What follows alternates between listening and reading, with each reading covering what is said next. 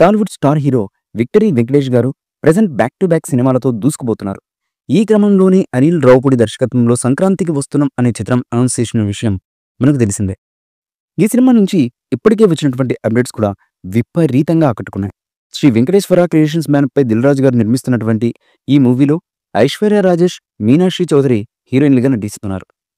అయితే present shooting శరవేగంగా జరుపుకుంటున్నటువంటి ఈ మూవీ సంక్రాంతికి విడుదల కాబోతున్నట్లుగా గత కొద్ది రోజులుగా సోషల్ మీడియాలో వార్తలైతే చక్కర్లో కొడుతున్న విషయం మనకు తెలిసిందే. ఈ క్రమంలోనే తాజాగా ఈ మూవీ రిలీజ్ పై అఫీషియల్ అనౌన్స్మెంట్ ఇచ్చారు మేకర్స్. ఈ మేరకు వెంకటేష్ గారి లుక్ రిలీజ్ చేస్తూ ఎంటర్టైన్మెంట్ లోడ్ చేయబడుతుంది, ఫన్ ఫైర్ చేయడానికి సిద్ధంగా ఉండండి.